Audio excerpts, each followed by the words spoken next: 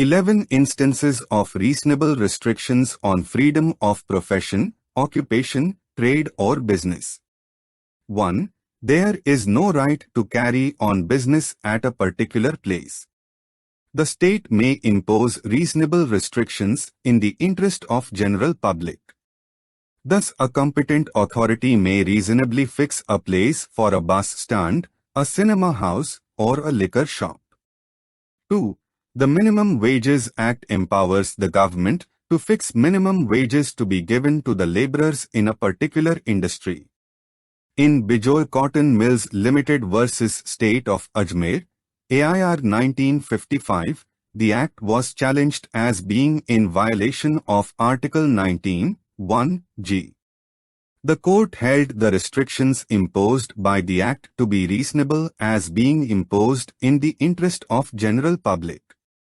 The court observed, in an underdeveloped country which faces the problem of unemployment on a very large scale, it is not unlikely that labor may offer to work even on starvation wages. The policy of the Act is to prevent the employment of such sweated labor in the interest of general public. 3. The Punjab Trade Employees Act, 1949, provided that shops and establishments shall remain closed for a day in a week. In Manohar Lal vs. State of Punjab, AIR 1961, the Supreme Court held the restriction to be reasonable because the purpose of the Act was to improve the health and efficiency of the workers who form an essential part of the community and in whose welfare the community was vitally interested. The contention of the petitioner that the Act did not apply to him because he did not employ any other person and was conducting the business himself was also rejected by the court. Similarly, if the idea is to improve the condition of working classes and with that end in view the state government imposes a condition that workmen will be entitled to bonus for the past period, the law can be held valid as imposing reasonable restrictions in the interest of general public. 4. Imposition of license fee as a requirement for the grant of license to a citizen who wants to carry on a trade or business or profession does not amount to an unreasonable restriction. But the condition for granting license must be reasonable and must not give arbitrary power to the licensing authority. Thus, a fee for obtaining a license or a permit is not unreasonable. It is neither a tax nor unreasonable condition for the grant of license.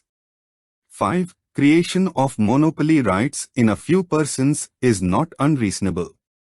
Thus, in Kuvarji vs. Excise Commissioner, AIR 1954, law which created a monopoly to sell liquor in favor of a few persons was held valid. The court said that sale of intoxicating liquors cannot be claimed as a right by every citizen. Elimination and exclusion is inherent in such business as that of liquor. 6. The word restriction includes prohibition also. In Narendra Kumar vs. Union of India, AIR 1960, the Non-Ferrous Metal Order, 1958, which completely excluded the dealers in a trade of imported copper, was held valid as imposing reasonable restriction in the interest of general public. The court said that prohibition was only a kind of restriction provided it satisfied the test of reasonableness.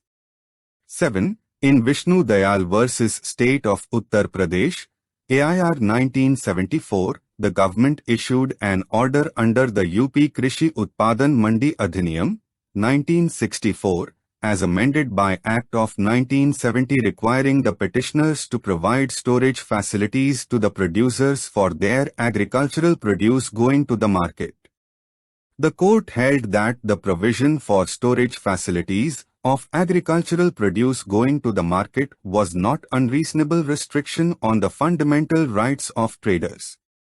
The rule prescribing the mode of sale, viz., by open auction, and thus protecting private sale cannot be said to be an unreasonable restriction on the right to trade.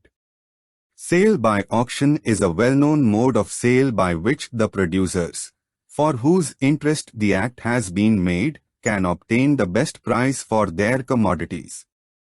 8. In Municipal Corporation, Ahmedabad vs. Jan Mohammad Usman Bhai, 1986, constitutionality of the standing orders issued by Municipal Commissioner under Section 466, 1d(b) of Bombay Provincial Municipal Corporation Act, 1949, directing closure of municipal slaughterhouses on 7 days in a year viz. Birthdays, Nirvan Day and Shraddha Day of Mahatma Gandhi, birthdays of Lord Rama and Lord Krishna and Jain Samvatsari and Mahavir Jayanti was challenged by the petitioner as imposing unreasonable restriction on his right to carry on his trade as a beef dealer.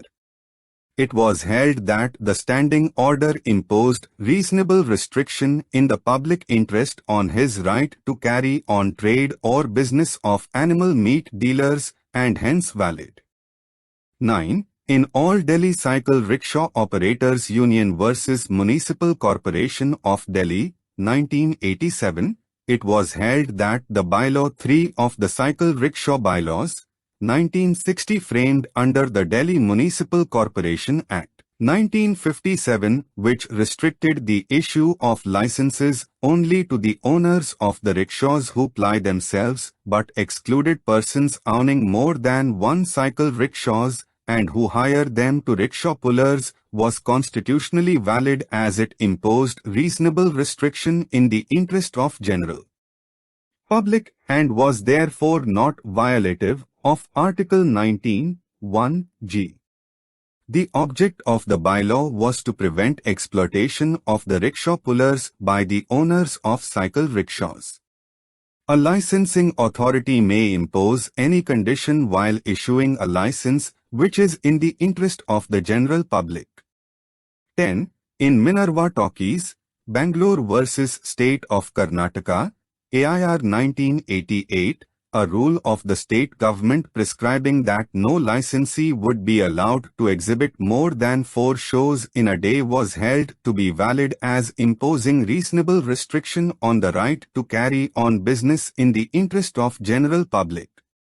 The government has power to regulate hours during which films may be exhibited, seating arrangements in cinema house, and other matters pertaining to public safety, health, sanitation, etc. It was found that on account of exhibition of 5 shows in a day, it was not possible for the licensees to keep the theatre hygienically clean and thus was not conducive to the health of cinegoers. 11. In Hinsa Virodhak Sangh vs. Mirzapur Moti Quresh Jamaat, AIR 2008, the respondents, who were owners of the municipal slaughterhouses, challenged their closure of 9 days during religious festival of Jones community. They challenged the validity of the restriction as violative of their fundamental rights to trade and business as guaranteed by Article 19, 1g of the Constitution. The court held that the closure of the municipal slaughterhouses during a religious festival of Jain community, Parishan, is not an unreasonable restriction of the rights of butchers to carry on trade and business.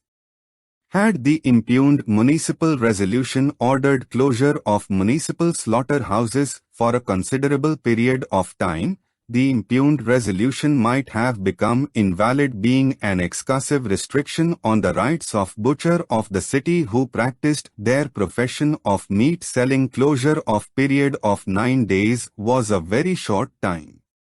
This was not excessive restriction.